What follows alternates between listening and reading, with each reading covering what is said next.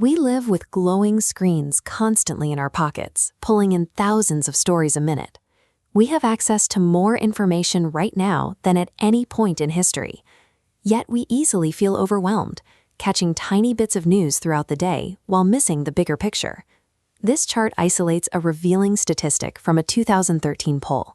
Only 28% of American adults think journalists actually contribute a lot to our nation's well-being.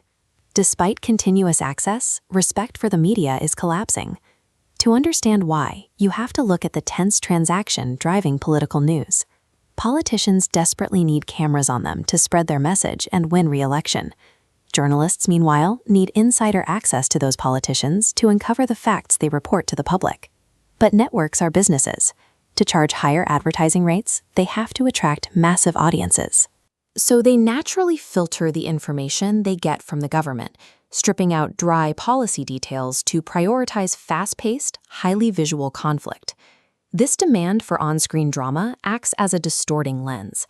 It places the three branches of the U.S. government under entirely different levels of visibility and quietly dictates exactly which issues voters end up caring about. At the top tier of visibility sits the executive branch.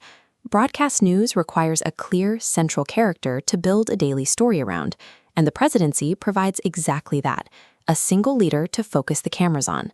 This media optimization started with Franklin D. Roosevelt. Facing hostile newspaper owners, Roosevelt bypassed print coverage entirely by speaking directly into the living rooms of Americans through his fireside chats on the radio. The shift to pure visual politics crystallized during the 1960 presidential debates. Radio listeners got Richard Nixon won, but the much larger television audience saw a tired, ill Nixon beside a relaxed, telegenic John F. Kennedy. Kennedy's strong on-camera appearance cemented television as the primary communication method for politicians. Modern presidents completely exploit this dynamic. Instead of speaking behind a desk about energy policy, they stage highly controlled media events, like giving a speech while standing in front of a massive solar plant, guaranteeing networks have an interesting picture to broadcast. The cost of this visual performance is depth. This graphic tracks the average length of a soundbite, the actual recorded words of a politician in a news story. Between 1968 and 1988, that block shrank from 43 seconds down to a tiny 9-second sliver, alongside endless coverage treating elections like sporting events. The executive branch commands our screens, not necessarily because it holds the most power, but because its structure is perfectly optimized for television's strict limitations. In sharp contrast, the legislative branch is almost entirely decentralized. Instead of one telegenic leader, Congress consists of 535 members, grinding through slow, complicated committee work over long periods of time. Because routine legislative procedure fails to meet television's demand for dramatic entertainment, the lens fractures. When the media does look at Congress, it almost exclusively highlights bitter disagreements, controversial hearings, and personal scandals.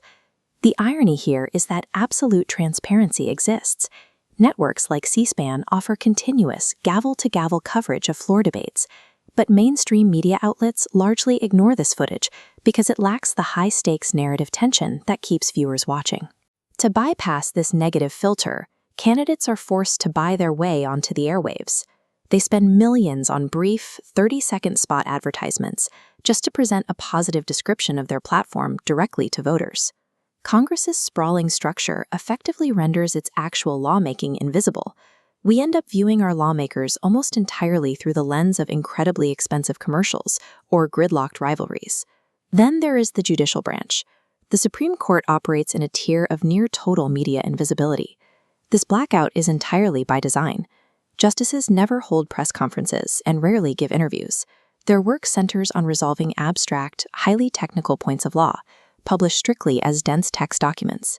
Furthermore, the court strictly bans video cameras inside the courtroom. You can see the contrast when looking at local criminal trials. Because local courts often allow cameras, providing exciting video evidence and human drama, those cases routinely become multi-hour spectacles on cable news. Without moving images to broadcast, television networks struggle to cover the Supreme Court.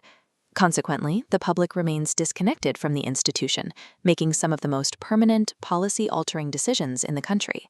So we are left with a highly uneven ecosystem: a presidency optimized for television, a Congress filtered entirely for conflict, and a Supreme Court completely hidden from the cameras.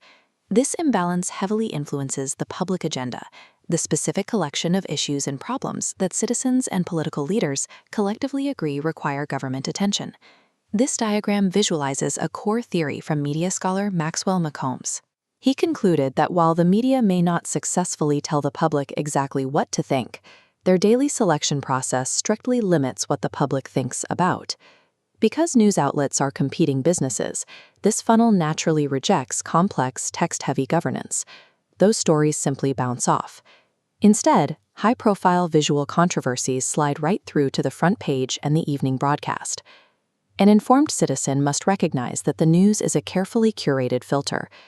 True awareness requires looking beyond the immediate broadcast and constantly questioning what remains outside the frame.